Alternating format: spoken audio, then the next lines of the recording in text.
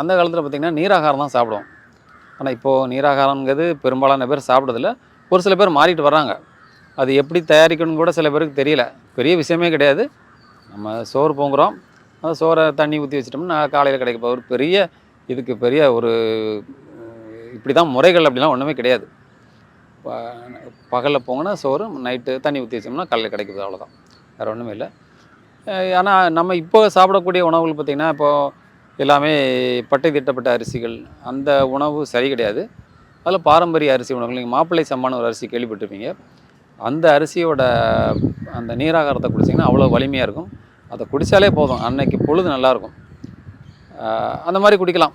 சரி, அது சில வேண்டாம் அப்படின்னு நீங்கள் ஒரு பானமாக குடிக்கணும், ஒரு டீ மாதிரி குடிக்கணும் அப்படின்னு நினச்சிங்கன்னா என்ன பண்ணலாம், தனியா, அதாவது சென்னை மாதிரி இடங்களில் தனியான்னு சொல்லுவாங்க, கொத்தமல்லி, மல்லி விதை இருக்குல்ல, அதில் ஒரு பானம் பண்ணலாம். எப்படின்னா சுக்கு மல்லி காப்பிக்கு போடுற மாதிரி தான்.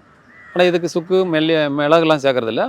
வெறும் மல்லியை மட்டும் ஒரு 1/2 ஸ்பூன் எடுத்து லேசாக வறுத்து கொஞ்சம் தட்டி போட்டு கொதிக்க வச்சு, அது கூட நாட்டு சர்க்கரை, இப்போ சர்க்கரை நோயாளிலாம் இருக்காங்க, அவங்க எப்படி சேர்ப்பாங்களோ வெறுமனே கூட குடிச்சிக்கலாம்.